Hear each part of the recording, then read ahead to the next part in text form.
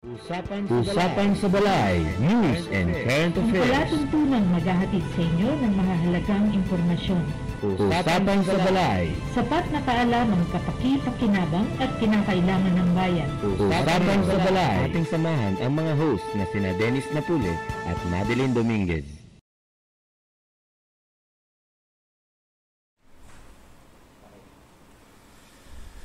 Magandang araw po sa ating pong mga tagapanood. Andito na naman po tayo sa bagong episode ng National Press Club of the Philippines. Ito po si Dennis Napule. At Madeline Dominguez. Dito lamang po sa Usapan sa sa Balay. Ayan po, magandang araw po sa iyo. Magandang araw. Maulang hapon, partner na Dennis. Hindi, kaya inaano ko araw kasi hindi pa natutuyo yung Sinampay. sinampay. So, sa araw na ito, i-discuss natin tatalakayin natin ang may kaugnayan sa mga preparedness. Usong-uso ang mga pag-ulan, mga kalamidad. Nako. Panahon ngayon ng mga bagyo at ano. Hindi lang yun may vulkan pa kapatid Nako. At swerte naman tayo, makakasama natin ang Sino mga ba? eksperto sa larangan ng mga risk reduction resiliency. Yes, yung mga disaster, no, Mga kapatid. disaster. Oo. Oo. Andyan si Sir Ramon Santiago ng Office of the President for Earthquake Resiliency of Greater Metro Manila Area. Ayan, makakasama na po natin si Ramon. At sino pa? Makakasama rin po natin si Sir Ferdinand Dino Juan. Siya po ay Navy Reserve Lieutenant Commander at Disaster Resilience Consultant sa mga corporate businesses and organization. Sino pa, kapatid? Si Dr. Gerard Daniel Sio, member po CEO, member ng Technical Working Group for COVID-19. Isa po siyang Philippine and International Lecturer kaugnay sa Environmental Health and Safety System. So, inaabangan din po natin partner si Commodore Attorney Leo Perer.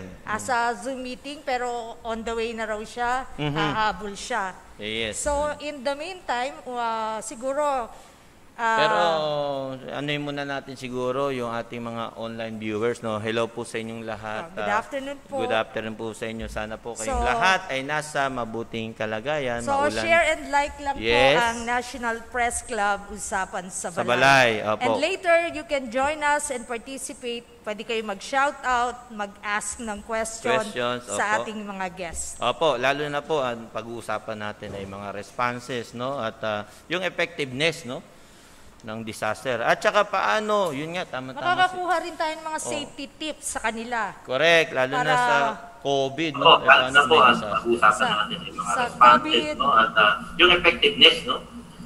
Sa COVID, tungkol sa COVID at tungkol po sa mga tips para maiwasan natin yung mga earthquake at saka yung mga paghahanda sa mga bagyo at iba pang disaster na ma-experience natin o kasalukuyang na-experience natin, partner. Ang ibig kong sabihin ng ating kapatid, yung earthquake, yung aksidente, no, halimbawa nag-earthquake, hindi naman natin mapipigilan niya. Oo, gaya nung last Friday. Grabe ang intensity, 6.7. Ilan yun?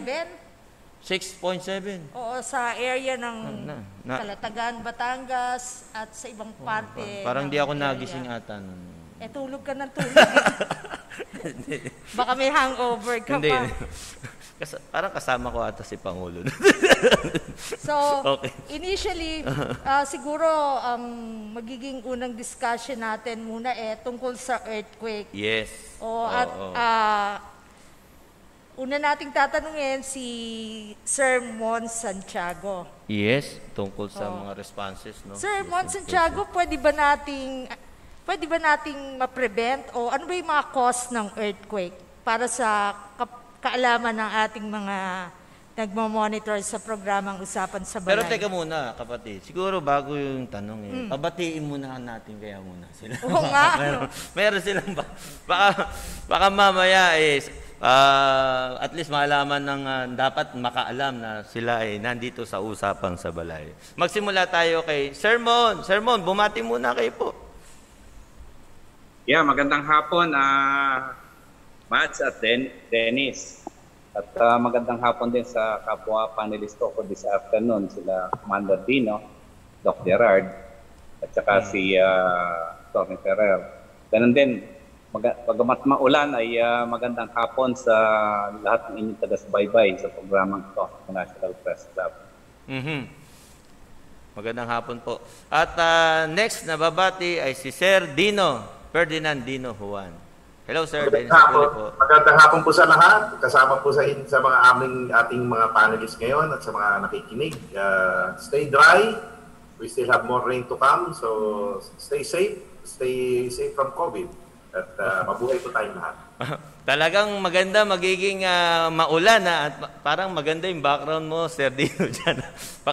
Baka naman pwede kami makahingi ng isa dyan. Biro lang po, nagbibiro lang po, Sir Dino. Mukhang parang panlaban ata sa COVID yung nasa likod. Okay, biro lang po. Okay, at siyempre, kapatid, i-introduce mo si Dr. Gerard Daniel Shaw, isang member ng Technical Working Group for COVID-19. Alam mo, partner, si Dr. Shaw, international lecturer din po ito sa Environmental Health and Safety System. Hindi lang sa Pilipinas, kundi sa ibang bansa. Grabe. Good afternoon, Doc. Good afternoon, Doc. Dennis Napuli po. Sir Dennis, good afternoon po. Sa co-panelist ko po, Sir Ramon, Sir Ferdinand, Attorney Ferrer, magandang hapon po. Sa viewers, magandang hapon. No? So, lagi ko pong nire-remind na importante po, alerto tayo. Pero hindi tayo magpapanik. Magkaiba kasi yun. No? At the same time, dapat po prepared tayo sa lahat. Pag prepared tayo sa lahat, wala kayo dapat pinoproblema. So, enjoy po natin tong hapon na to. Ayan. Thank you po. Naku, napakaswerte natin, kapatid. Bigatin ang ating mga panauhin, no? Si Sir Mon, si Sir Dino, at si Doc CEO. At saka partner, si Sir Dino, gaya din ni Sir Mon Santiago yan. Camera shy din yan. Hindi yan lumalabas basta-basta. Oo nga eh. Kaya nga napapasalamat kasi ako. More in action sila, ayaw nila na ini-expose. Oo. Action speaks louder than words. Para palang film, no? Bawal na-expose. Okay. Anyway, sige, magsimula tayo kay Sir Mon. So, Sir Mon, simulan na namin. Pwede bang i-share nyo sa amin ano ba yung mga causes ng earthquake, especially yung nangyari last Friday? Kung saan, andito tayo sa NCR, Metro Manila, pero napil po natin yung lakas na intensity, 6.7. Unang-una, yung mga paglindol ay nagaganap dahil doon sa, alam mo yung ating Earth surface, marami siyang fault. At dahilan sa pressure, minsan hindi talaga maiwasan o natural na gumalaw ito. At dito nagsisimula o dito nagmumula yung mga pagyanig. Ang naranasan natin ng ilang araw na ang nakaraan. Nagkataon malayo ang malalim. No? Malalim yung kung saan nagkaroon ng failure na tinatawag. Kaya hindi natin hindi ganun kalakas din ang impact. Although ang magnitude ay mataas yan. Ay consider na major earthquake siya. Sumalit hindi siya nakapinsala dahil nga sa malalim, pinagmulan. Nagkataon din na nasa ilalim ng tubig. Now, kanina nabanggit mo, malakas na naramdaman dito. Ang mga nakaramdam ng lindol na nakaraan dito sa Palakang, Maynila, ay kadalasan ang karamihan sa kanila ay yung nakatira sa matataas na gusali.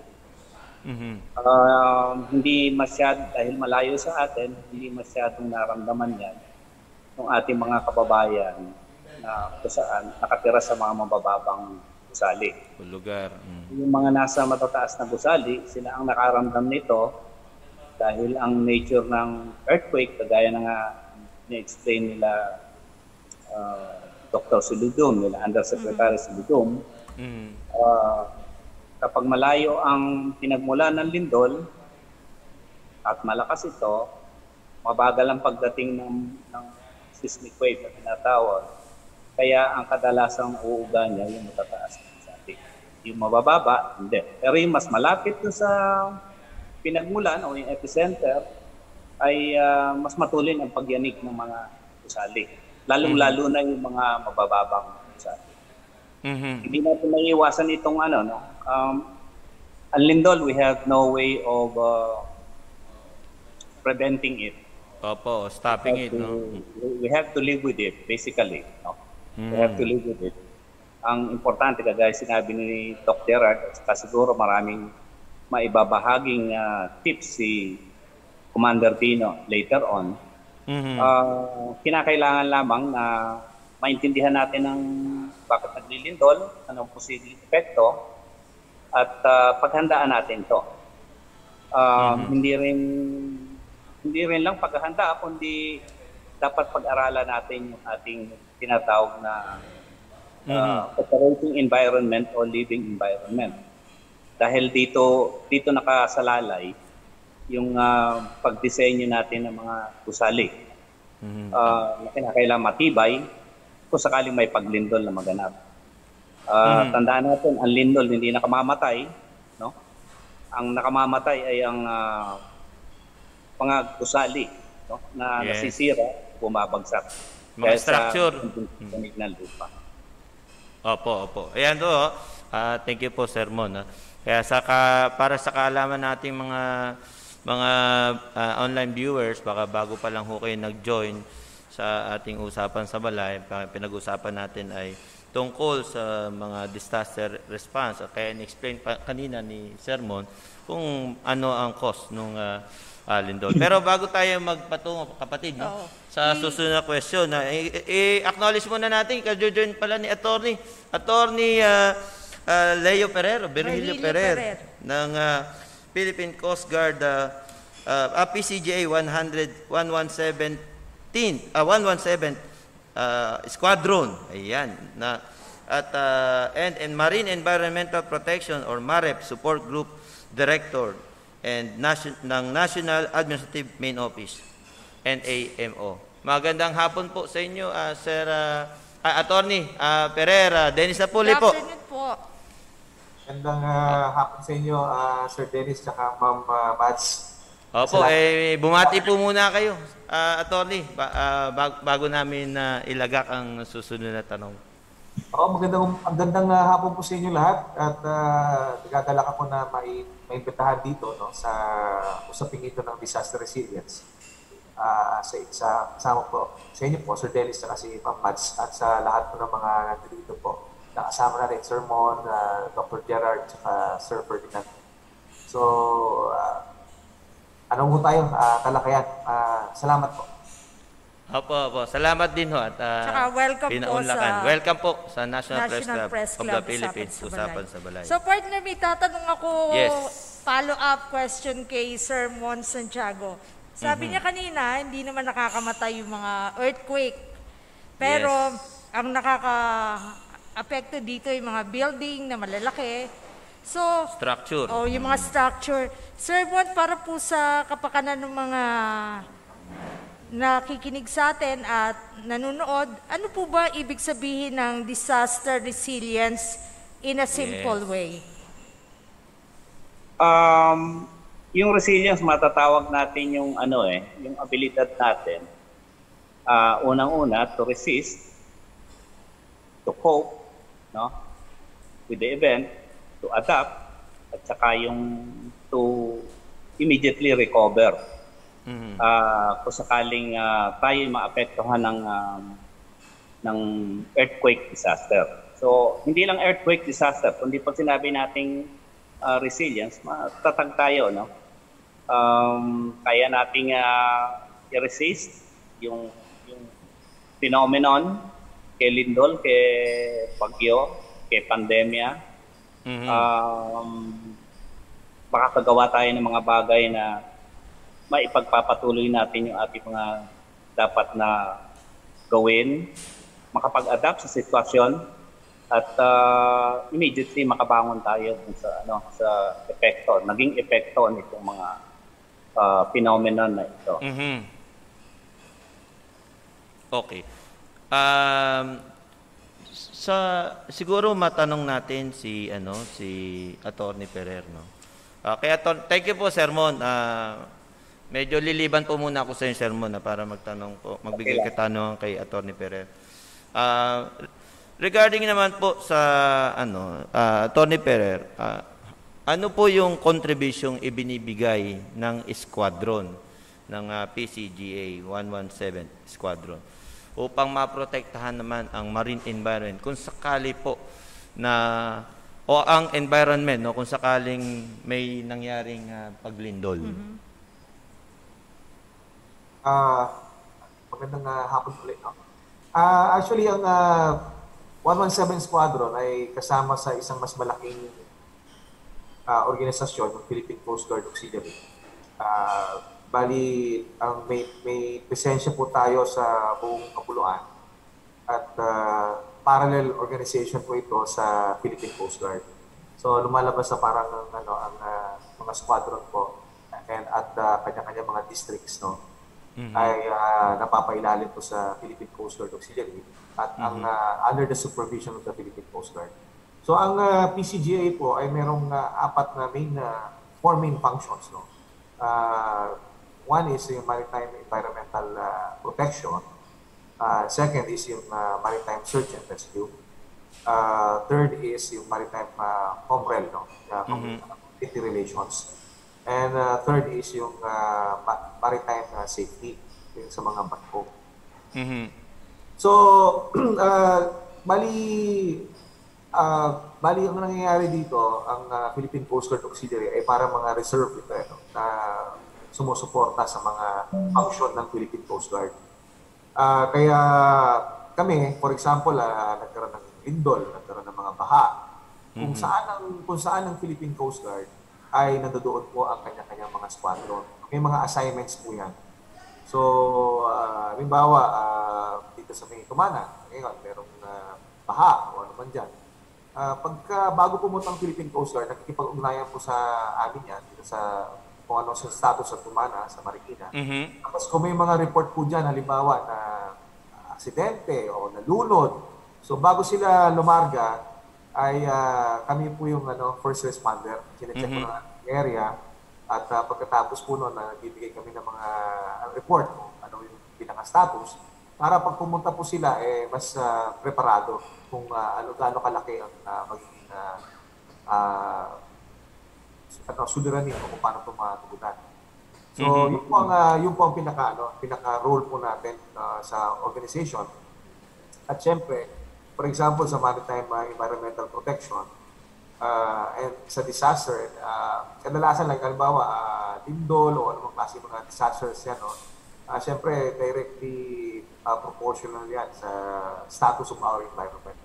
Kung yung ating environment ay medyo, alam niyo, nakalbo yung mga puno, etc. Siyempre, pagka umulan yan, talagang magkakaroon ng flash floods yan, etc. So, sa maritime environmental protection, ito po yung mga factors na kung saan mitigation, no? Preparasyon to para hindi magkaroon ng sakuna at yung mga hazard areas na puntuhan o na naglalagyan ng mga markahan ay pinaghahandaan po yan. At para hindi magkaroon ng dilubyo o ano man, no? So, yun lang po in essence, no? Force multiplier po ang Philippine Coast Guard Auxiliary. May kanya-kanya pong mga designation, classification, iba't ibang klase mga professional ang nakasama po dito. At base sa profesyon ay binibigyan din po ng rango. So for example sa akin, ang rango po ngayon ay ang nakalagay po sa akin dito ay kapitan, which is full colonel, pero kakapromote ko lang po sa commodore. Wala pang doning, so hindi ko pa maisot. Pero ang pinaka doon is nasa national po ako sa maritime environmental protection. Kasama po namin si Vice Admiral Manny Kibal sa national office at sa district naman po ay si Rear Admiral Edgardo Kibal Ang ating commandant sa ngayon po ay si Admiral Usubia. No? So, Aha. so tulungan po. Itong pandemic, alam niyo naman po kung naririnig niyo kung gaano ka-active ang mga Coast Guard sa swabbing at saka sa mga OFW natin. So, ang Coast Guard Auxiliary naman po, ang magiging doon, taga-bigay po tayo ng mga relief. Relief operations, tapos Mga ayuda. Ayuda, PPE. So, ganun po. Medyo talagang tulungan po, force multiplier. So, yun po yung Philippine Coast Guard Auxiliary. Nako-cover niyo rin po ba, Atty. Ferrer, yung halimbawa, lalo na doon sa mga nakatira sa malapit sa Dalampasigan, kapatid, no? Sa ating mga online viewers, ito po, maganda itong tanong na to para sa inyo. Halimbawa, baka may programa kayo o kaya kampanya na maengganyo o makonvince yung mga naninirahan na mag-evacuate kung sakaling halimbawa alert level 2, kung anumang alert na kailangan sila ma-evacuate. Minsan po kasi, Atty. Ferrer, ayaw pong magsilisan ng ating mga kababayan dahil yun nga hong pangkabuhayan, may iwan po nila. Mayroon ba kayong naidadagdag o kasamang programa para makumbinsi sila? Doon po papasok yung tinatawag po natin na MCOMREL, yung Maritime Community Relations. No? Ano po yung Maritime? Community Relations. Community Relations. Okay. MCOMREL, Maritime Community Relations. So, Okay. sa Maritime Community Relations po, ang kada district at kada squadron ay mayroong mandato na mag-organize ng mga Coastal Community Auxiliary Divisions. Tinitrain po ito sa search and rescue, sa mga livelihood program, sa mga area po na kung saan nasasakupan po nitong mga Coastal Community Auxiliary Division. At bali, tumutulong din po ito sa mga mangrove planting. At pagdating naman po sa sa pagresponde, bali nakaka-activate naman ito sa mga Coast Guard stations. Kasi nasa ilalim po ang Coastal Community Auxiliary Division po ay nasa ilalim din po ng pangalaga ng mga Coast Guard stations sa area. So kung sakasakaling magkaroon ng surge or siyempre primarily yung mga Coastal Community Auxiliary Division sa area ay umiikot na yan at nagpapaliwanag na sa mga mangingisda at sa mga tao area na kinakailangan ng lumitas. So tulong-tulong po ito. At saka depende po kung sino po yung incident commander doon sa area. Kasi mayroon po tayong incident command system na kung saan for example kung sa barangay sa barangay captain. Incident commander. Yes sir. Opo. Let's say sa mga mayors, as incident commander. So naman po lahat yan. Nakasentro po yan base doon sa atin na DRRM po. Ano rin ho to, volunteer din ho itong mga kasama natin, ano? Yes sir, opo. Volunteers po lahat yan. At ang pinaka-beneficyo po niyan yung siyempre yung mga linkages natin sa mga business organizations, sa mga livelihood. At saka sa training, search and rescue, tapos nakakapag rin po kami, link kami sa DA para sa mga bangka, tapos mga linkage po sa BIFAR, and aquatic resources. So yun po yung direction. Bagamat marami pang gagawin kasi sa ngayon ang PCGA ay nasa 25,000 po kami nationwide. Konti lang po yan. At talagang kinakailangan natin na mas malawak pa. At Maparami. Marami para mas maganda po yung ating tulungan. May kapatid lang po si kapatid. Thank you po, Atty. Ferrer. May tanong na po. Natin si Babalikan po Atty. namin. Ferrer, si Sir Mon at saka si Sir Dino. May Opo. question po dito for Dr. Shaw. CEO. CEO. Sorry po. Ano daw po yung dapat na response related sa prevention and control sa COVID-19 during disaster, Doc? Okay, so thank you po sa tanong. So, ang importante po kasi dito, kailangan ilagay po natin yung tamang mindset na tinatawag. So, always remember po, mind is the master of the body. So, kahit sa ang gagawin natin, kung kilala po natin yung sarili natin, at kilala rin natin yung kalaban, yung kung ano man yung kaharapin natin, wala tayo dapat i-problemahin. No? Yun nga actually yung sinabi ni Sancho sa Art of War. No? If you know thy enemy and you know thyself, you need not fear 1,000 battles. Ang nangyayari po kasi sa atin kasi is, pag nauunahan tayo ng takot, nauunahan tayo ng kaba. No? So kailangan po, yung mindset natin, aware tayo kung tingnan mo lagi, ano ba yung worst case scenario mo? No? So titingnan natin, base sa isang sitwasyon, halimbawa, sabihin na, wag naman sana, lilindol, o kaya babagyo sa panahon ng pandemya. Ano yung mga senaryo na pwede natin makita? Diyan po papasok yung tinatawag na HIRAC, no? Hazard Identification, Risk Assessment, and Control. Per particular scenario, meron ka ma-identify na hazard, meron ka rin corresponding na tinatawag na control measure. Kasi depende sa lokasyon, depende sa area. No? Minsan may mga kapatagan, minsan may paakyat. Paano yan mag-evacuate, so to speak? No? So, kailangan po aware tayo na. At the same time, yung strategy, lagi po yung ina-emphasize. No? Minsan kasi nangyayari sa tao, kung mapapansin nyo, di ba, yung government agencies, lagi po ina-emphasize yung practice. Remember po, repetition is the mother of skill. Pag hindi po natin pre-practice yung isang sitwasyon, at doon mo palang gagawin yun, talagang mangangapa ka. Kaya minsan makikita nyo, pag minsan dikit-dikit na, sabog-sabog na. So importante po dito, yes sir. Doc, ito yung sinasabi mo na dapat yung mga exercise o kaya mga drill. Tama ba? Yung mga drills, opo. Yung drills, nag-exist po yan dahil sa purpose. No? Kailangan mag-practice po tayo. Especially, kailangan tingnan natin yung scenario. Paano yan maglalakad ng mahaba kung nakamas? Ang mas, ma-i-interfere niya po yung breathing. So, kailangan meron po tayong intervention na gagawin. So, tama po yun, we follow the minimum health standards, yung mask, no? Yung safe distance. And at the same time, iakma natin dun sa sitwasyon. Tandaan natin, hindi lang po COVID ang sakit, pati leptospirosis. Pati yung whole body vibration kung may lindol, pati po yung dust fumes, pag may bumagsak, may usok dyan. Makaligtas man sila sa disaster o kaya sa COVID, sa ibang sakit, meron pala, hindi sila makakaligtas. Oo, tsaka kapag hindi tayo, kumbaga, nagpapanik tayo, bumibilis yung tibok ng puso, tataas yung BP, magkakaroon ng stroke, magkakaroon ng atake sa puso. So, kailangan i-take into consideration po natin yung ganyan. Lahat po yan, lalabas yan sa HIRAC, no, dun sa hazard identification and risk assessment and control. Doc, ano yung masasabi mo kung halimbawa naman yung mga tao ay nasa evacuation center na regarding sa COVID-19 prevention and control? Sama-sama na yun.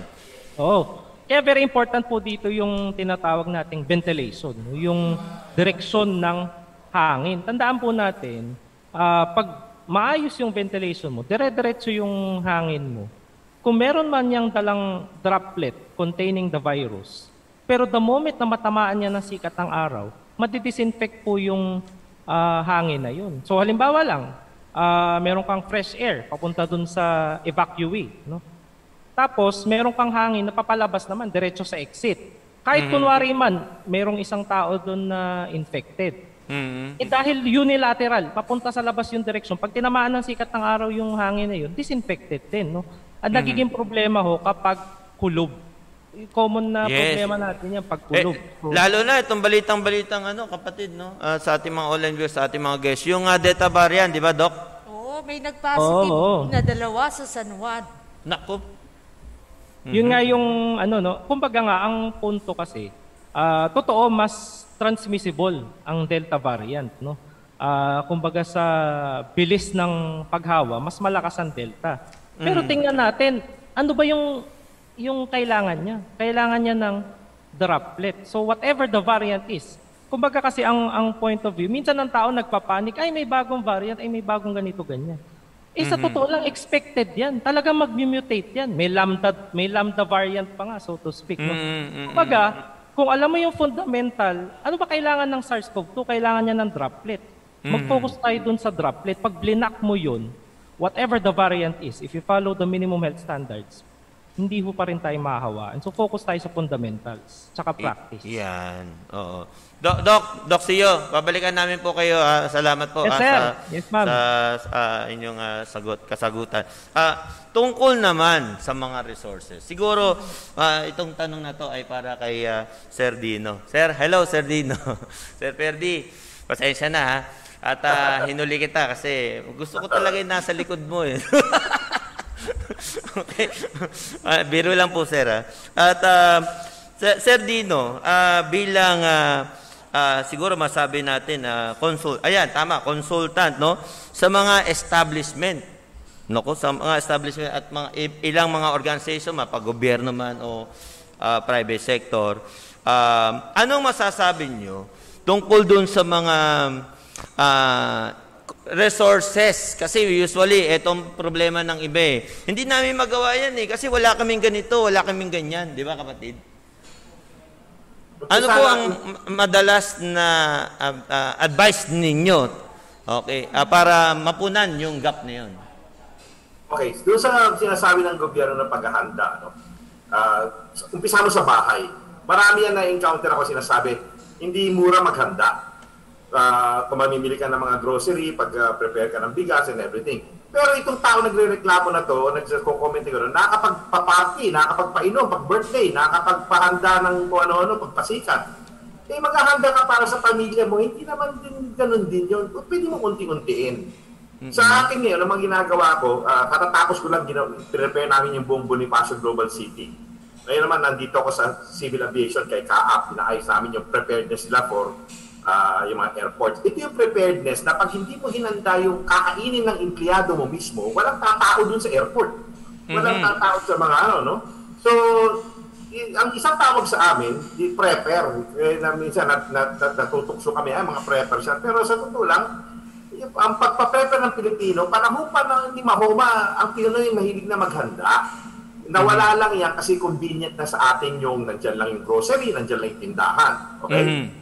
Ang maganda, ito, huwag sana masamain ang nakita namin sa COVID nung nag-lockdown is an exercise for the big one. Nag-lockdown, nag-panic buying. Pag dumating yung the big one at nagsara mga kalye at hindi dumating ang supply chain ng pagkain, ganun din ang mangyayari. Maswerte tayo sa COVID. May kuryente, may tubig, may internet, may Facebook pa, meron pang tulay, may kalye pa. Nandiyan pa yung ating lifelines. Maputol ko lang po kayo, Sir Dino, no? Pwede po niyo po bang bigyan ng konting description itong big one na to para sa kaalaman ng ating mga online viewers? Ano yung itong big one? Baka mamaya mapagkamilan lang bigfoot to no? Actually, sa akin, dalawa, hindi yan the big ones yan may S sa amin, Okay. Kasi nabantayan natin yung tinatag na West Valley Fault o yung East Valley Fault. Yes. Meron pa tayong Manila Trench na nasa dagat naman na malaki rin yan pag gumalaw yan. Apektado rin, uuga rin tayo dito sa National Capital Region. And according to PHIVOLCS, it will produce a very, very strong intensity. Yung shaking will be very devastating. So, the big one naman na nalalaman kasi ng karamihan ng tao is yung tinatawag na West Valley Fault.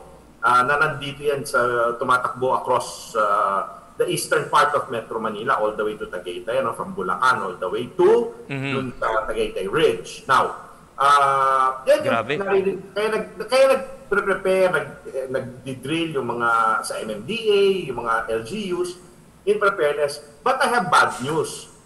Nobody seems to be preparing in the household level. Ayun. If you really look at it, ito, bigyan kita ng simple math, nagtatalo tayo sa laki ng populasyon ng NCR+. Well, pag tinanong ko yung corporate, ang estimate nila may 20 million na tayo sa NCR+. Dali mo yan sa bilang ng cellphone signals. Yung cellphone users, tapos dagdagan mo na ng allowance para sa mga anak na walang cellphone. We are more or less 20 million. Ang mother ko taga Tacloban, 200,000 ang population ng Tacloban nung nag-Yolanda. That is only 1% of 20 million. 2013. Nagkagulo-gulo sila doon, nag-looting, nag-panic pa, nagkagulo. Sa Metro Manila, imagine 20 million sa tubig pa lang. Sa 2 liters a day na kailangan per person, that's 40 million liters of clean drinking water. Walang naghahanda man na mag-prepare sa bahay ng stock na magkaroon ka man lang na mainom. Inaasa lahat sa gobyerno. So, yun ang fear namin sa advokasya namin. Marami kami. Kami nila Dr. Tenis Guerra, Martin Aguda. Yung grupo namin, yun ang worry na parang hindi siniseryoso ng taong bayan yung paghahanda. Ay, speaking of Martin, dapat kasama siya ngayon. Kaso, natawagan ko si Martin. Hi na lang kay Martin. Sa susunod daw atin siya. Sige po, pasensya na sa interruption. Sige po, Sir Dino. So, I'm glad sa programa niyo, pinakinggan natin sila, Doktor, sila, Attorney, sila, Sermon. Lahat na sinabi nila tama eh. Dito, Attorney Commodore, let me address you as Commodore now. Maraming salamat na nandito kayo sa amin sa Mitumana. I'm only 100 meters away from the river and I'm 50 meters away from the fault line. Mahilig ako sa danger eh. So, nakikita namin yung Coast Guard dito. Nandito talaga sila, no? And we're thankful for your presence here. And sila mismong witness, makikita nila na yung paghahanda, inaasa lahat sa government. Yung level ng household, level ng pamilya, wala. Pero, kung gusto magpa-good time, nakakapaghanda. Nakakapag-inyag, nagpapakasal, nagpapa-whatever party. Pero pagdating sa pamilya, naku, maniwala ka. Hindi, Sir Dino, bahala na si Lord. Ayun na sinasabi nga. Pero alam mo, ang good news pa, no? Dahil sa marami akong kliyente nga na corporate, na sila mismo corporate resilience, naghahanda for their employees also. So, tinutulungan talaga nila. I have one client to spend 18 million pesos to buy 3-day food preparation per employee. Talaga? 18 million ang ginastos. Pati na yung bigas, nakaprepack na yun. Provision yun, no? Yung provision. Nakatabi na sa mga warehouses nila for release in case of gulo, in case of disaster. But that is only 3 days, Sir Dennis. Yes. Wala yun. Ubus siyang kaagad. Opo. Salamat po, Sir Dino. Sa ating mga online viewers, ang sinasabi po ni Sir Dino, kapag nangyari yung big one at nabuhay ka, halimbawa, nakasurvive ka, meron, yung isang kumpanya na yun, may na-provide na worth 18 million na provision. Tama po ba, Sir Dino? Doon sa empleyado nila. Para doon sa ano lang nila, employees, no? So, yan. Yan, mga kapatid. May problema. Sir Dino, salamat po. Salamat po. Partner, may tanong ako, address to all of them. Pero teka muna, siguro tingnan muna natin yung ating mga online viewers at baka Pa-shout out muna. Hindi lang, baka may tanong sila eh. Silipin lang po natin. Tingnan nyo rin po, baka meron po mga bumabati sa inyo o kaya may nagtatanong sa inyo. Shout out! Ito pa, shout out. Ay, pamangkin! Pamangkin, Jeremy Wino. Pa-shout out po. Tito Dennis, ang aking pamangkin. Hello, Jeff. Salute, Sir Dennis Napuli. Ako, sir, isa rin ako sa mga applicant of Auxiliary Coast Guard. Salute. Oy, kay Attorney Pereira, isa rin pala daw siya si Jeffrey Escalona. Applicant siya ng Auxiliary Coast Guard. Salute, sabi niya. And kay Lawrence, Ben Ang to si Lawrence to no? More power para sa akin. Okay, salamat Sir Lawrence. Baka meron si Direk June Mendoza. Yes. Hello, Direk. Good afternoon, Direk. Oo. Si Ma'am Mariglo de Guzman ng Marikina City. Yes. Good afternoon po. Pa-shoutout daw, sabi ni pahabol ni Sir Jeffrey sa buong member ng Safety Officer Helping Hands. At batiin natin ang ating Pangulo ng National Press Club. Nandito siya ngayon, si Pangulong Paul Gutierrez. Iyan po. At huwag niyo kalimutan ang kanyang Pinoy expose. No? Kay Ma'am Dubesa Jacqueline Go is also watching. Thank you po kay Mr. Ben Ang. Yes. Leon po kayo? Unta-Oski. Ito yung regular viewer ng NPC. Tiga-Hawaii ito, si Leon Unta-Oski. Hello po kay Cabinet Secretary ng District 301A2 na. Alam mo, dating presidente natin na. Ma'am Lydia Bueno. At siya rin and po. also to DNR Secretary Benny Antipoda at ang kanyang asawa, si Ma'am Toby. Si Gob Toby Antipoda. Later, may tatanong din tayo. Siyempre, hi. Hello pala sa mga remate. Hello po, remate. Magbasa po ng Later, remate. may question, may patanong dito para sa kanilang lahat, especially kay Attorney Ferrer tungkol po sa environment protection na isa-support. Ayan. Itatanong natin yun later. Happy viewing din po kay Kuya Sky Fernandez ng Antipolo City. Kay Kingston Ronquillo ng MTC Mandaluyong Branch 99. Si Judge. Oo. No? Kumusta po, Judge? And happy viewing kay Ma'am Raquel Bustillo ng Taytay Rizal. At happy viewing and enjoy monitoring sa Public Information Office ng Commission on Human Rights. Kina Ma'am Rachel, regular viewer At mga po kasama yan. niya. Yes. Happy viewing po kay Ma'am Liza Rolly ng San Juan. Din, no?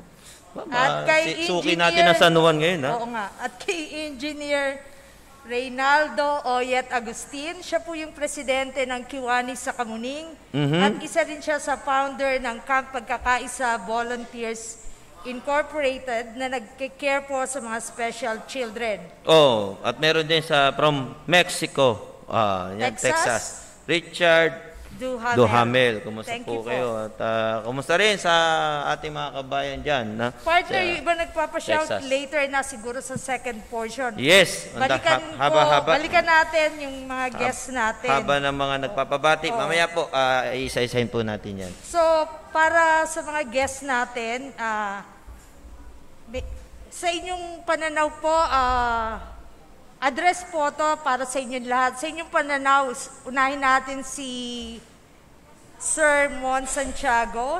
Sapat ba ang pondo ng gobyerno para sa emergency disaster response management? Kasi para sa kaalaman ng mga televiewers natin, si Sir Mon po ay sa Office of the President for Earthquake Resiliency of Greater Metro Manila. Sapat ba yung pondo ng tanggapan nyo para makatugon sa mga disaster response? Siguro sa kanyang pananaw, no? Sa inyong pananaw. Actually, same questions will be addressed to them. Ay iba lang kay Doktor. Siguro pondo rin ni Dr.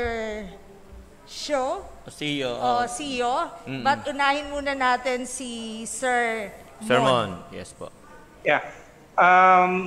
Yung aming tanggapan, yung Program Management Office for Earthquake Resilience sa Greater Metro Manila area, ay walang nakalagak na pondo para kami mismo ay magbigay ng ayuda. Ang pondo ng pamahalaan natin ay unang-una nasa mga pamahalaang lokal upang umayuda yung emergency response. Pangalawa, yung mga sangay ng pamahalaang nasyonal na may mandato para tumulong sa ating mga kababayan. Doon sa mga umiiral na sistema, naglalagak ng pondo, ng budget ng bawat sangay ng pamahalaan. Sa pamahalaang lokal, 5% ng kanilang annual budget ay nakalaan para rito sa mga pangangailangan, no, na pwedeng. Subalit wala naman talagang kung isang malaking indulto abutin natin kalamidad, hindi talaga makakasapat ang anumang pondo na nilaan na ng pamahalaan upang tugunan ang lahat ng pangangailangan.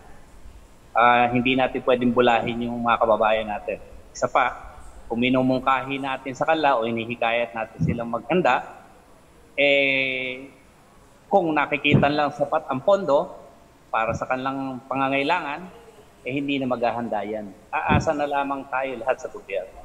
At nakita na natin dito sa pandemya, no, na umiiral sa ngayon, ay hindi talaga makakasapat. No? Unang-una, lahat ng pondo naman natin nanggagaling sa buwis. Walang negosyo, walang pangkabuhayan, walang buwis na papasok sa gobyerno, and therefore, walang ilalabas para tulungan ang mga kababayan natin. May mga tumutulong, pribadong sektor, mga non-government organization, international organization, ibang bansa. Subalit, ang gusto natin buong mindset ng ating mga kababayan o ng ating ng buong Pilipinas, we have to contribute. Everybody has to contribute his own care. Yung nabanggit kanina ni Commander Dino, no? Na yung paghahanda sa level ng individual, ng pamilya, at least for 3 days man lamang, no? Medyo bago mag-set in o mag-kick in yung tulong ng gobyerno, lalo-lalo na kung malawakan yan, at least hindi magugutom o hindi masasalat yung ating mga kababayan, and therefore, kaya mag-survive kung tayo tamaan. Andiyan ang pera ng gobyerno, pero pagkulangan lokal, pamahalang lokal, tutulungan niya ng pamahalang nasyonal, at marami rin tayong mga organisasyon, civic organization na tumutulong, pero kapag sabay-sabay, no, medyo mahirap talaga yan. At yung tanong mo, Mads, no, na sinagot ko ng medyo mahaba, ay wala tayong sapat na salapi para diyan sa pagtugon kung lahat ay aasa sa ating pamahalaan. Hindi unique ito sa atin sa Pilipinas. No? Maraming bansa, ganyan din. Kaya globally, ang hinihikayat, kinakailangan whole of society approach dating dito sa kalamidad. Okay. May follow-up question? Sir Mon, kung sabi mo nga walang enough o nasuporta sa pondo, yung tanggapan o yung government, ano po yung maisa-suggest nyo para yung ordinaryong tao, yung mga pribadong sektor, are you tying up with them? Nakikipagtulungan ba kayo? Nagsusolicit ba ang tanggapan nyo for assistance in case of emergency and response? Match yung kaninang nabanggit ko na may mga ahensyang may mandato. May pondo yan. Yung aking opisina mismo o yung aming opisina, yung PMO, hindi mandato namin yung magbigay ng ayuda.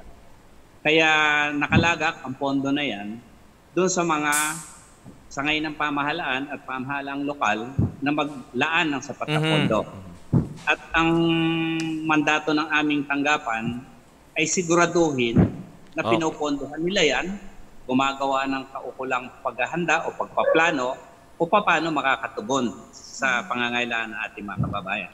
Kasama na ito mga programa na turuan ng ating mga kababayan sila mismo ay maghanda. Okay. Thank you po. Thank you po, Sir Mon. Kay Attorney Perer. No? Kay Attorney Perer, since NGO to, tama po ba ako, Attorney Perer? NGO yung inyong samahan. So, paano po kayo nakakatulong sa yung tinatawag nyong maritime community relationship? Paano kayo nakakabigay ayuda in times of disaster kung walang pondo yung organisasyon nyo? Yung Philippine Coast Guard Auxiliary is a creation of law. So, Section 11 yan sa Republic Act 993. So, isang portion yan doon. Ngayon, ang aming mungkahi para gawing isang batas na mismo ang Philippine Coast Guard Auxiliary, i-amend itong Section 11 para mas mabigyan ng pansin kung paano kikilos ang mga Philippine Coast Guard Auxiliary pagdating sa mga pagtulong sa Philippine Coast Guard. No? Hindi ang Philippine Coast Guard Auxiliary kasi is a voluntary organization. It is not considered as a non-government organization. Pero hybrid to it is a uniform voluntary organization. So in terms of funding naman, meron din kaming konting pondo from the Philippine Coast Guard. However, most of the funds naman, it's more on at bilang sa support sa amin yung mga pagpasa sa mga application, training, etc. Yun lang ang mga usual na funds namin. Pagdating naman sa disaster response, karamihan po kasi sa mga members ng Philippine Coast Guard Auxiliary ay mga mga corporate persons.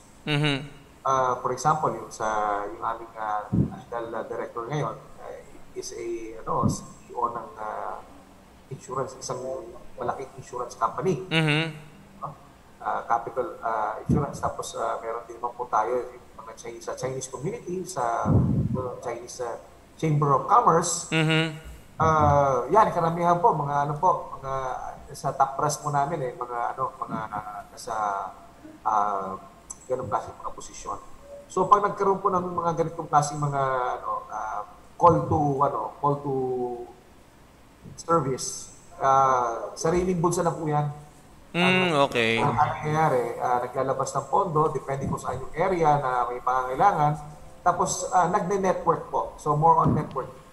So, for example, itong mga nakaraan, even now, hindi naman sa disaster-related, but in terms of preparation, ang Philippine Coast Guard Auxiliary ngayon ay nagbigay ng pondo para sa pagtayo ng ilang mga struktura sa pag-asa dito sa West Philippine Sea. Meron naman mga sa Cebu, meron pong isang squadron po natin dyan. Kay Commander Lo, nagtayo po naman doon ng isang training center naman po for the Philippine Coast Guard. So, for training center para sa Philippine Coast Guard? Yes, opo. Yung collaboration po. Tapos, kaya ngayon po, sinusulong din po ng Philippine Coast Guard Auxiliary yung batas po ng disaster resilience natin. Sinabi po ni Dennis sa kanyang zona na kailangan talagang magkaroon ng separate departamento. At the same time, sa department na to, isa sa mga mungkahi natin, nagkaroon talaga ng isang portion doon on the involvement of the mga CSR. Siyempre, may kanya-kanya CSR yan. Dapat sa mga CSR na yan mismo, ma-consolidate ang mga resources para walang duplication. Kasi nagkakaroon ng duplication, so minsan nasasayang yung mga ibang mga relief kasi pagbigay ng damit, pagkain, etc. So, kailangan talaga i-coordinate yan. Konti lang naman na talaga ang budget natin. Pero sa sama-samang pagtulong, tulad ng mga community pantry na nangyayari, magkakaroon tayo ng lalagpasan natin ang matinding pagsubok. Anyway, pag nagkaroon naman ng disaster, hindi naman bubigyan yan. Portions lang naman yan. So, yung pre-positioning na ginagawa ng Office of Civil Defense sa ngayon ay importante yon. Kay General Rick Halan. Importante yung mga pre-positioning na yan, yung sa mga pondo ng mga gobyerno natin, yung 5% sa barangay, may fund din ng barangay for quick response, 5%. So, ano po yan, hindi naman talagang magkakasya ang pondo. Pero at least makakasurvive, ayun ang pinaka-importante.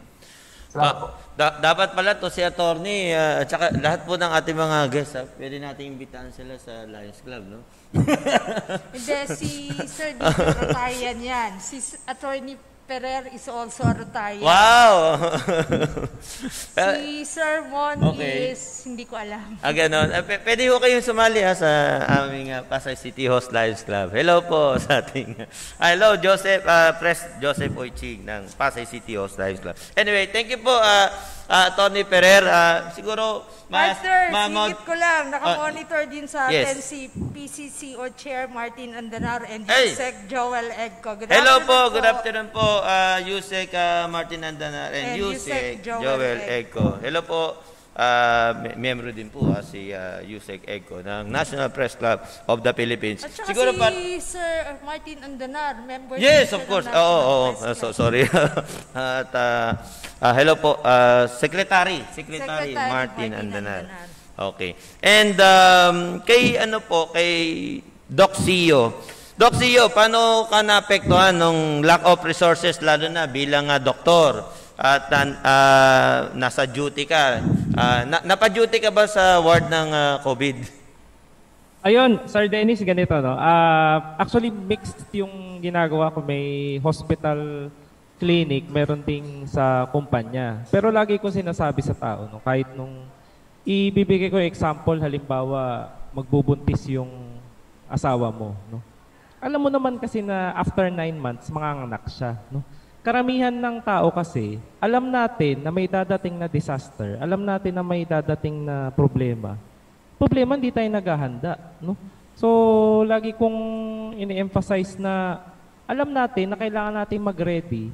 Kaso, hindi enough yung alam lang natin. Dapat pinuput into action natin. Ginagawa natin actually. Ano bang gagawin natin step by step, no? So, hindi rason na totoo may pandemya ngayon, totoo may disaster. Pero, ang konsepto, alam mo mangyayari yan. Ang tanong, nag-ready ka ba? Anong plano mo dyan? No? So, kasama din dyan actually yung kahit po sa financial wellness, nire-lecture ko to. No? Kailangan, alam mo, may emergency fund ka. Hindi yung, ang role po ng gobyerno, i-manage tayo. Pero hindi role ng gobyerno na 100% sustentuhan tayo. Tayo po, responsibility natin yan bilang mamamayan. So, importante po dito, nagpaplano tayo, tutulungan din natin yung isa't isa. Pero kung wala ho tayong plano, wala tayong expect na magandang happening for us. Doc Sion, nabalita mo ba yung yung ilang doktor na gumagamit pa sila nung araw, I think last year, I don't know kung hanggang ngayon, gumagamit sila ng SCBA sa loob ng COVID-19 ward? Ay, oo, kasi 'di ba ang role nga ng self-contained breathing apparatus syempre, meron kang isolate or separate supply ng oxygen, no? So, again, depende nga sa proseso kung enough naman yung oxygen. Technically speaking, ang kailangan mo air purifying respirator, hindi air supplying kasi sa confined space delegated talaga ang SCBA. So, minsan na nangyayari kasi, ito medyo point of view na to ng industrial hygiene, no? Minsan ang tao nakadepende sa purifier, sa humidifier. Pero kailangan natin tingnan mo kung saan papunta yung direksyon ng hangin. Minsan may mga isolated areas na doon naiipon yung contaminants kung hindi gumagalaw yung hangin doon. So kailangan i-focus natin yan, sir. Kasi kaya ako natanong, Doc, halimbawa nagkaroon ng disaster, ang apektado yung quarantine area.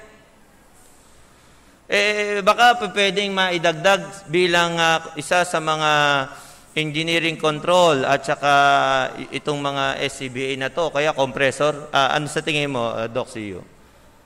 Sa tingin ko po pwede yung idagdag at the same time yung traffic.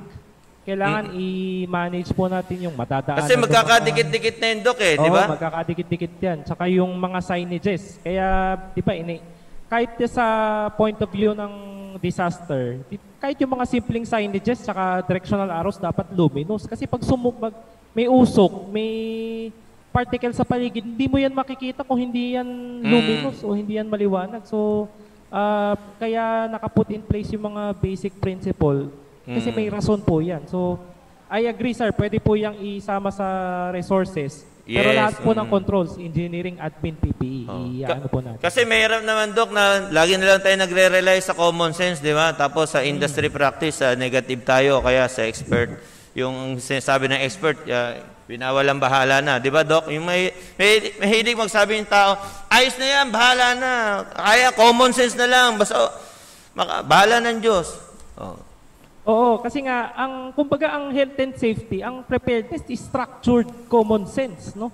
Yun nga lang, minsan, pag nasa utak lang natin, hindi, bahala na okay na yun. Pag dumating yung mismong gulpi-tigulat yung mangyayari. So, lagi nga dapat may practice, dapat, kaya nga may mga drills. So, para pag dumating yung mismong event, di ka naman inibago, alam mo na kung saan ka pupunta. Alam mo kung saan ka pupwesto. Thank you, Doc. Kapatid, meron lang akong tanong kay sa ating consultant, si Sir Dino. Okay, go ahead. Sir Dino, bago ko kasi makalimutan, nabanggit kanina ni Doc Sio yung HIRAC, yung Hazard Identification, Risk Assessment and Control. Ito kasi may kaugnayan to, kung tama, correct me if I'm wrong, Doc Sio, na may kaugnayan to sa mga resources na kailangan as low as reasonably practicable.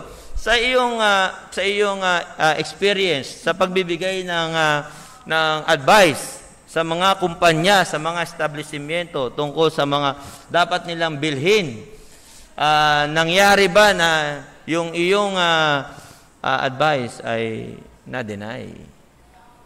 Oo naman. Number one, unang tinaalam natin ano yung hazard sa area niya. May mga facilities naman, kagaya ng hazard hunter, o yung tinatawag natin history ng lugar at maalaman nila. So you advise them what are the proper things to prepare for. Siyempre yung iba, bumabalik talaga sa budget kahit corporate. Bumabalik talaga. Tayo na ngayon ang taghirap, baksak ang ekonomiya.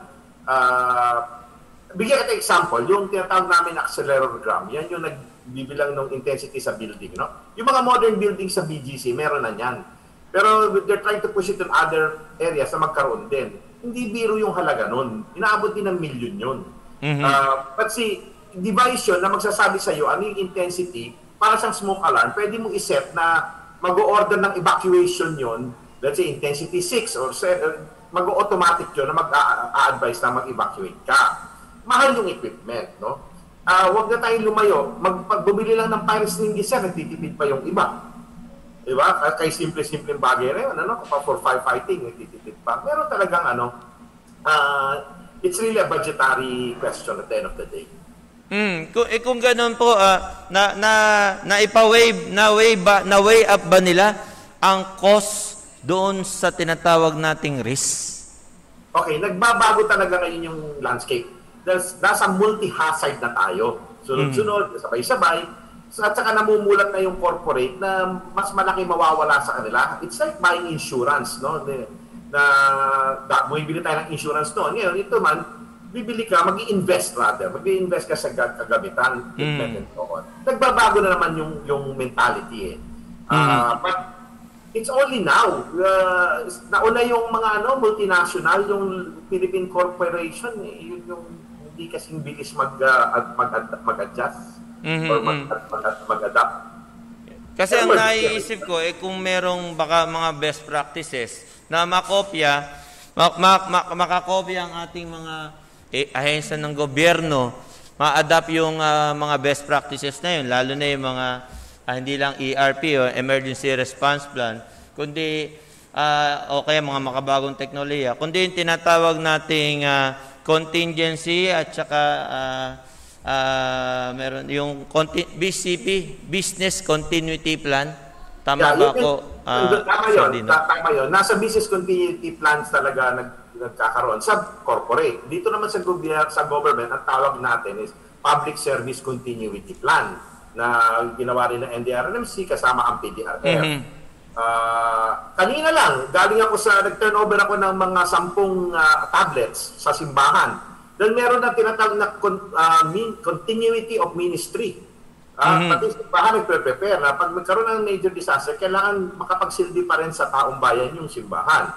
So, tama yung sa iyo kapatid, business continuity plan yan. Now, tungkol sa mga best practices, nag-share lahat, nagkakaroon ng mga ganitong forum, nag-uusap, nagtatanungan, ano yung mga best practices. Ito lang, hindi lahat ng galing sa Western practices, Western countries, is applicable to Philippine conditions. So, kailangan mag-fine-tuning ka dyan to adapt to Philippine conditions. Sanay na tayo sa dami na nating hazards na nagiging disaster. Kumbaga, tayo pa ngayon laboratory of disaster na mga kahit sa BFA, mga Amerikano, pag pupunta rito, they're learning from us. So, tawag natin, laboratory daw tayo ng disaster. So, yung mga best practices nakikita rin dito. Kasi sayang katulad kapatid nung nakaraang bagyo, kung naalala nyo, January sa Cagayan, January ba o February, may namatay na volunteer na nakuryente habang siya ay nagre-rescue. Halimbawa, mga ganong sample ng senaryo na yung isang buhay, hindi po pwedeng sabihin, bayani ka naman, di ba? Hindi pwedeng ganon. Dahil gusto ko yung buhay na bayani. Baka kasi meron tayong mga resources pala na available na nandyan naman pala. Kaya lang, kailangan lang i-facilitate ng maayos, ng gusto, kopyahin ng ahensya ng gobyerno na meron palang ganito, i-apply natin sa gobyerno na sa ganon, yung mga volunteer protektado rin. Tama ba ako, Sir Dino? Oo, kasi kunyari, nasugatan, nasaktan, meron bang insurance na magko-cover dyan? Meron ba siyang healthcare? Meron ba siyang... Yung simple as yung nasabi kanina ni Doc, yung sa lepto, sumugod ka sa baha, hindi ka naman nasaksakan ng pang-lepto. Namatayan kami ng tao sa Navy niyan nung nag-ondoy. Dalawa namatay sa amin, lepto pala. Mismo dun sa Navy, So, just imagine that, ano ang protection ng mga rescuers, first responders? Sabi niya na ni Attorney Commodore, a lot of these are on our own pockets, no? Para makapagsilbi ka lang sa bayan. But I hopefully, sana magkaroon ng ganung mga mechanism to protect the volunteers. Kasi katulad na lang sa atin, siyempre kung may earthquake, kapatid, no, sa ating mga online viewers, so sa ating mga guests. Kapag may earthquake, o kaya naman ay merong tawag dito, iba pang sabihin natin, sumabog yung bulkan, no? Sumabog bulkan, for example. Di ba meron pang mga associated hazards katulad ng fire, lalo na yung fire. Yung ating mga firefighters, nakakaawa yung ating mga volunteers. Yung iba dyan, papasok ng enclosed area o kaya sasalba ng buhay ng tao. After 3 days, mamamatay dahil nakalanghap ng maraming gas yung kanilang baga.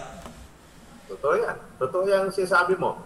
Ito lang dito sa village ko, dito, 20% ng bahay nasa fault line. Nag-usap-usap kami rito. Ano bang gagawin natin? Bibili tayong mga gamit, jackhammer. Kako kahit isang jackhammer, mag-aaway-aaway tayo. Sino unang gagamit? Kung 20% ng bahay nag-collapse at naipit yung anak mo sa loob. So there are things really we have to work on now. As a individual, as a family, as a community. Dapat ganun na tayo mga thinking natin. Opo. Thank you po, Sir Dino. Partner, one last question bago natin sila kunan ng mga message. Bumati muna tayo. Babawi ako kay Secretary Martin Andanar. Hello po, sir. Sorry po. At siya po ay member, of course, ng National Press Club of the Philippines. At kay Yusek Joel Eco, member din po ng National Press Club of the Philippines. Naka-monitor din sa atin ng PIO ng Department of Agriculture, sila Ma'am Solita Ongkit, si Ate Baby. At ang CHR, binati na po namin kayo kanina. Yes. Yung mga taga-Japan sa panguna ng ating kasamang Rotarian na si Liza Boraga Baba. At nandito rin nanonood si Ma'am Charis Labugen. Hello, Ma'am. Si Sir Elmer, Lodi Elmer Mulik. At of course, binabati natin ang ilan sa mga nag-top 10 most outstanding safety officer of the Philippines. Hindi ko lang maisa-isa lahat. Si Sir J. Ferrer at saka si Joey Pacquiao Ortega, terminal manager yan ng Petron. Hello po sa mga taga-Petron. Happy viewing po sa mga taga-Petron. Happy viewing din kay Tita Beth Constantino ng RCLH na nasa Key West, Florida ngayon. Yan yung regular nagmo-monitor sa ating usapan sa balay. Kay Ma'am Lilibet Petilla ng Department of Science and Technology. Yan, hello po. Thank you po. Secretary, tsaka kay Secretary de la Peña. Happy viewing kay Tita Rose Lara. Hello po, Tita Rose. At sa office ni Chief PNP General Guillermo Eliazar. Good afternoon po. Hello po, Chief PNP Guillermo. Kumusta po? Sa Barangay UP Village, nakamonitor din daw si Super Mario, si Bobby Esiha, Amy Opus, si Ate Mercy, si John Laviles, at si Sir Wendell. Naku, ang haba nito. Hindi ko ho kayo mabibigkas lahat, anyway, hi na lang po kay Ma'am Jacqueline Go. Ayan, no? Ito, sa mga sa Huawei ito, no? Okay, kumusta po sa taga-Huawei? At saka yung ating kaibigan dyan, yung active na Iglesia ni Cristo, si Edgardo. Partner, pa-shout out naman daw sa buong member ng Safety Officer Helping Hands. Yan, tingin ko si Jeffrey. Boss Jeff, kumusta po? Kumusta po, Boss Jeff? Pa-shout out, thank you, Sir Joseph Parapina, NPC member din po ito, nakamonitor ngayon. At meron din yung mga taga-Bahrain, yung Copos for Christ. Ay, grabe, naka-viewing sila ngayon, nanonood sila. Kumusta po kayo? At naka-monitor din sa atin kahit active. May activities kasi ang Rotary this afternoon, pero naka-monitor si Pangulong June Merino, ang life-changing president ng Rotary Club of Loyola Heights. Yes, sir. Kumusta po kayo, sir? At syempre, partner yung aking great empowered ladies ng RCLH, sina Sister Jotila, Doc Olive Mendoza, Doc Claire Martinez, President-elect Cynthia Papa at si Attorney Glo Calvario. Batiin na rin natin si Sir Gary Pua. Yan, no? At si Kaibigan. Pipi Lloyd de Benedicto Ng ng Red Rotary Bank. Club of Loyola Heights. Ayan. So, one last question. Nakakabitin tong nakakabitin. Kaya lang, kulang na po tayo sa Pero oras. partner, one last Oo. question sa akin bago natin sila Yes. ng last few At saka words. yung siguro message Mga na rin, message, oo. So, yung question ko, naka-address na sa kanilang lahat. Unahin ko si Sir Mon. Actually, di sa akin galing to eh. Ano daw yung program for environment, siguro sa DNR galing to. Anong program Pwede. po for environment protection ang ginagawa ng mga respective offices nyo? Lalo na yung sa office ni Sir Mon to prevent earthquake.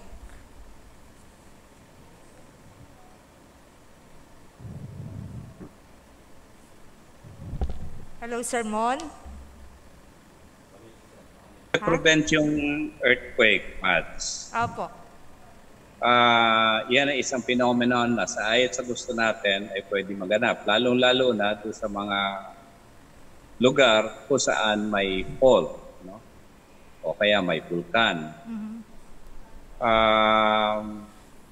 Yung tanong kasi na program for the environment, uulitin ko lamang yung nabanggit ko kanina na yung tanggapan namin, ang trabaho, ay siguraduhin na lahat ng sangay ng pamahalaan, nasyonal o lokal man, na pinagpapatuloy o yung kanilang mga programa na may kinalaman para maiwasan ang pagkapinsala, naghahanda ang lahat para maging matatag tayo na sakaling bumindol.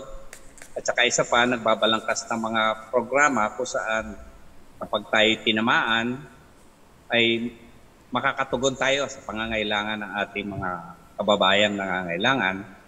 At ang huli sa lahat ay yung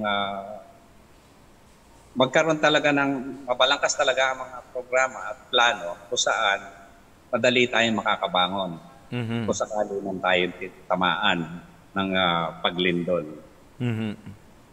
Basically, yun lang ang masasabi ko. Very general ang mabanggit ko kasi lahat naman ng sangay ng pamahalaan simula sa tanggapan ng Pangulo hanggat sa kabababaang sangay ng pamahalaan, lokal man o nasyonal, ay may mga programa yan, no? Hati lahat yan kung ano yung nasasakupan nila, kung ano yung mandato nila, nagsasagawa sila ng paghahanda.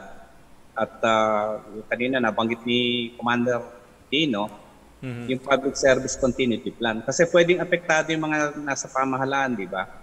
Pero nagbabalangkas ng mga plano kung paano maipagpapatuloy ang serbisyo sa publiko. Kasama na rin dyan yung ating pakikipag-ugnayan pati sa pribadong sektor.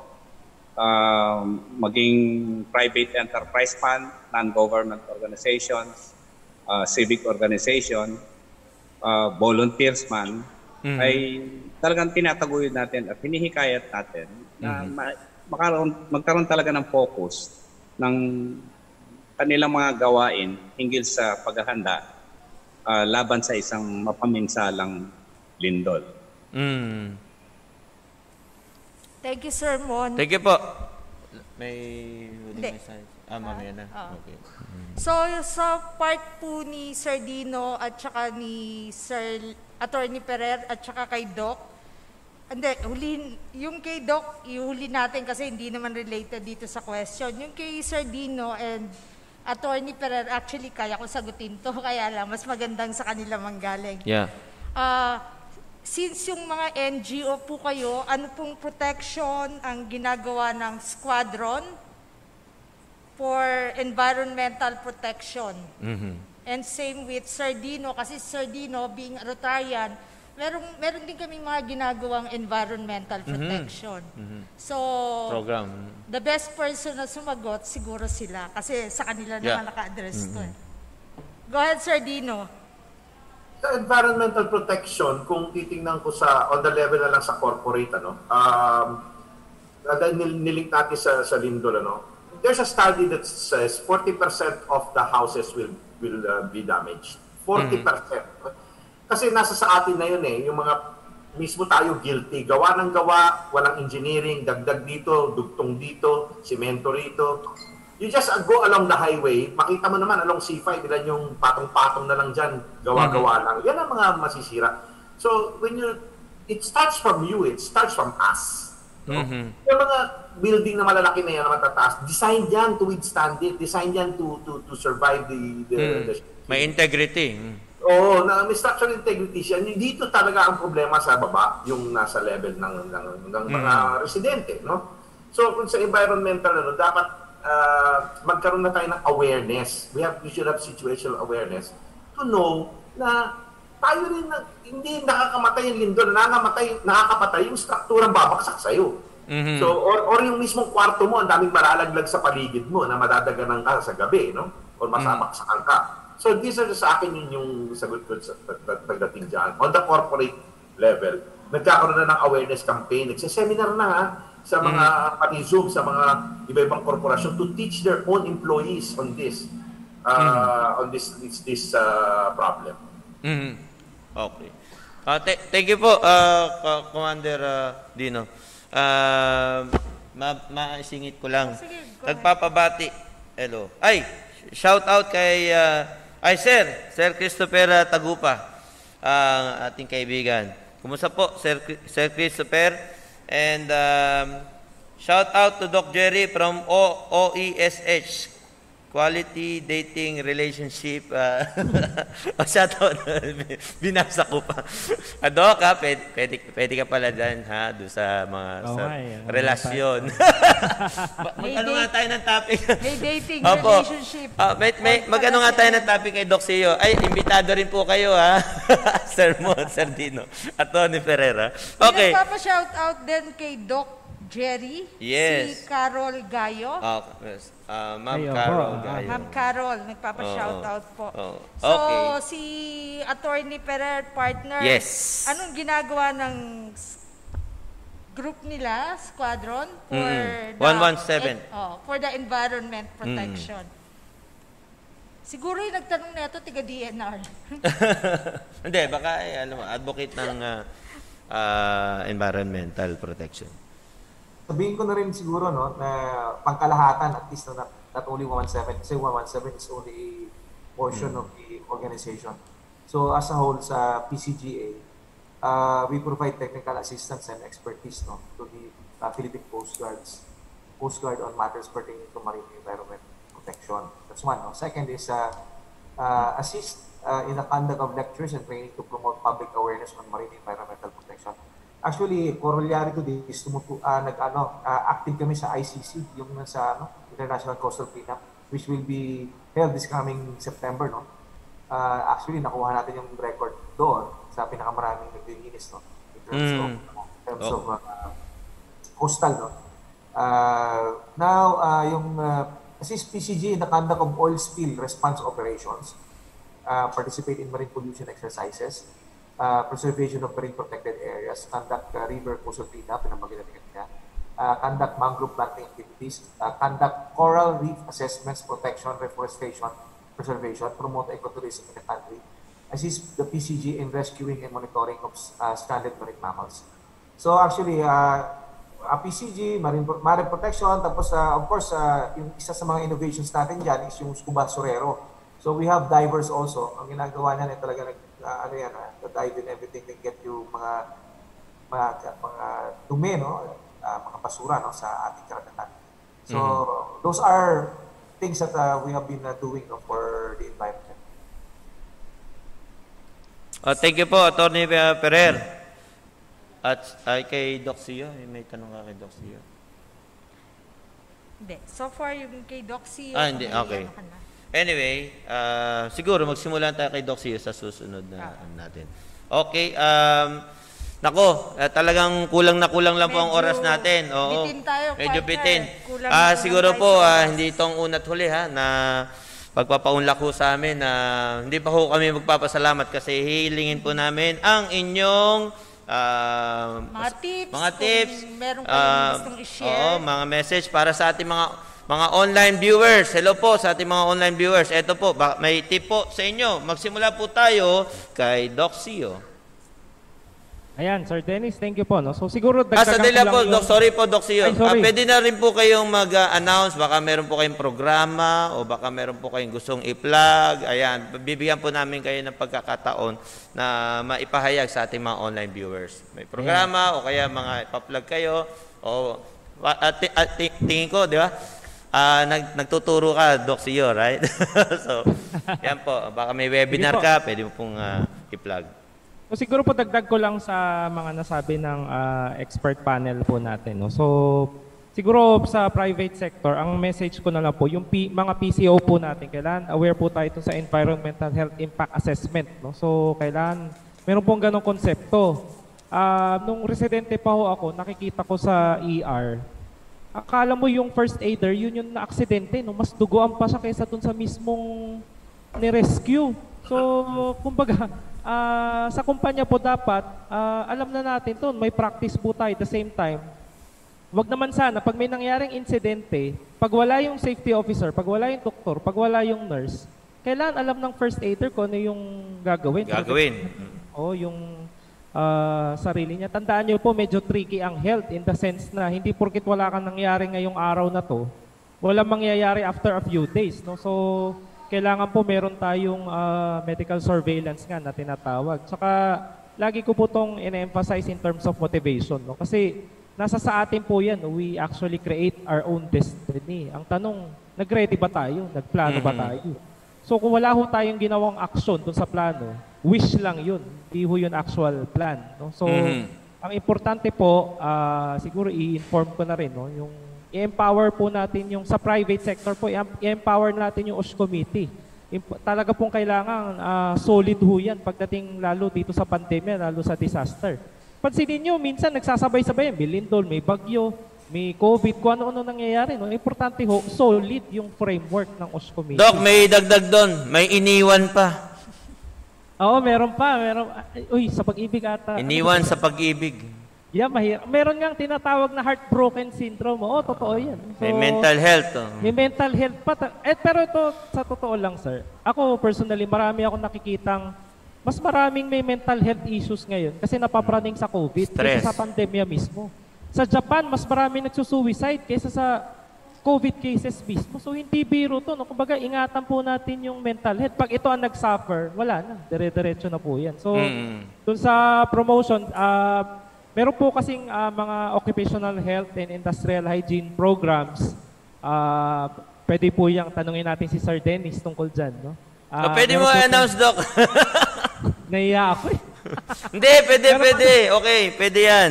Pwede. Trainovate, mention ko na rin po, no, yung Trainovate po is a training organization. Meron po tayong occupational health, mga industrial hygiene training programs. So, meron po mga specific programs na nire-require ang DOLE. Pero ang importante kasi dito, required siya. Ang tanong, bakit? So yun yung mas importante. Bakit natin siya kailangan? Kasi ma-apply po to sa araw-araw nating buhay. No? So as a final word, siguro ang masasabi ko na lang po, lahat po yan nandito. No? Lahat po yan sa mindset and motivation. Ang kailangan lang, umaksyon tayo. Kasi pag hindi po tayo umaksyon, tayo rin po ang matatalo. Pero pag umaksyon tayo, panalo tayo lagi.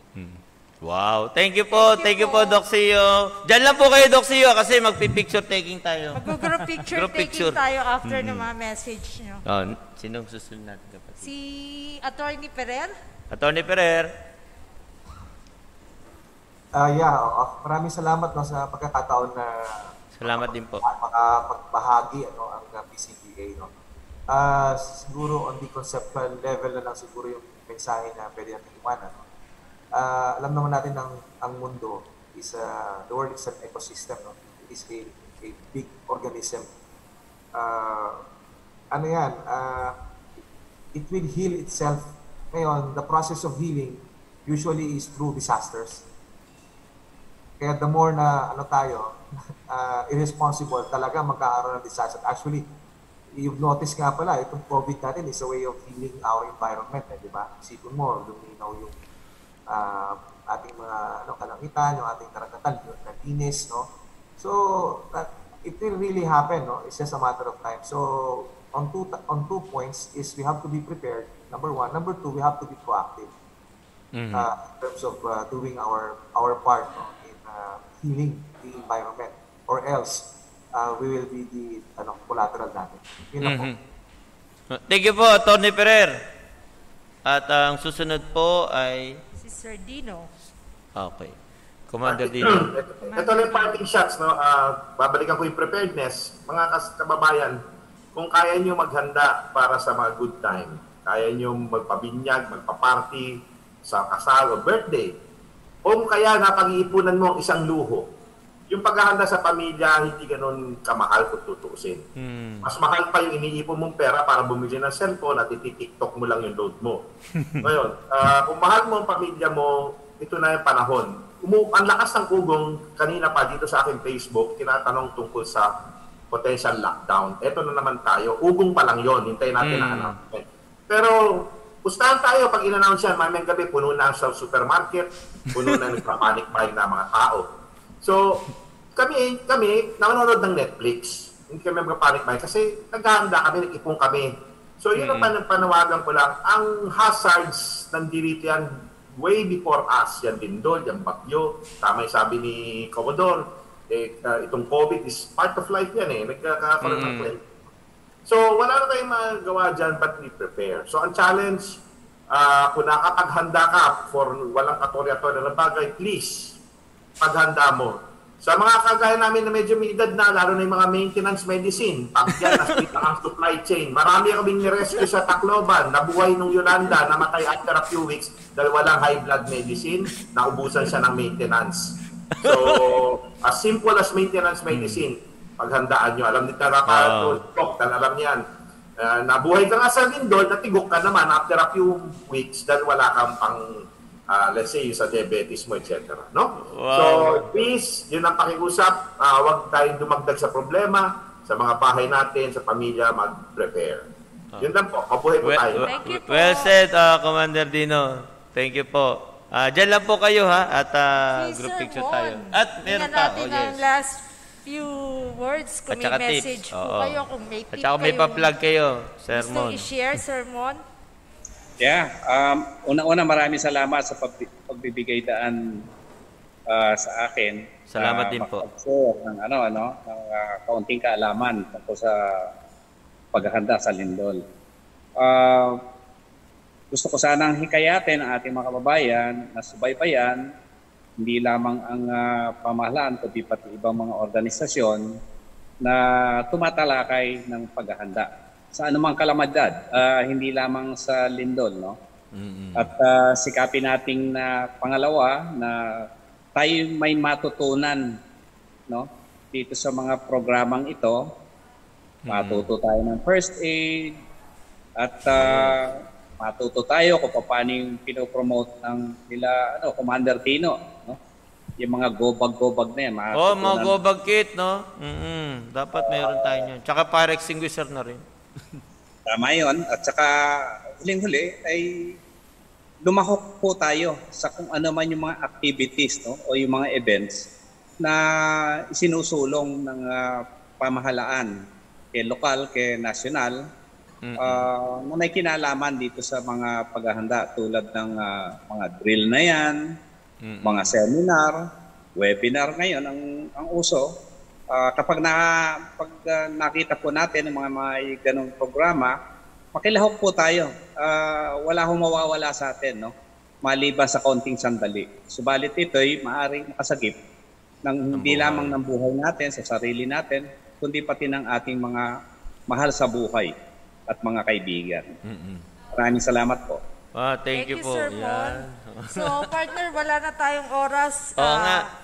Sa pangalan po ng National Press Oh, Club. teka muna. Magkakaroon po kami ng training. Ako ang instructor sa Trainovate. Doon po sa mga gustong humabol, sa August 6 ang start.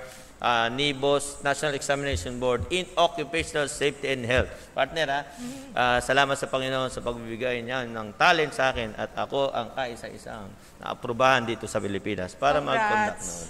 Salamat po. International course po yun. International instructor din niya, si Doc CEO. No? Okay. Sige, partner. Dahil wala na tayong oras, Yes. hindi ito yung huli. Baka sa mga darating pang araw, kung may related topic na pwede natin silang makapanaya, maanyayahan, karangalan po namin. So, in behalf of National Press Club, Usapan sa Balay, ako po si Madeline Dominguez. At Dennis Napule. Dito po pa tayo rin sa Usapan sa Balay. Ayan, dyan lang po kayo ha. At salamat po. Mag-group picture kami. Salamat po sa ating mga online viewers.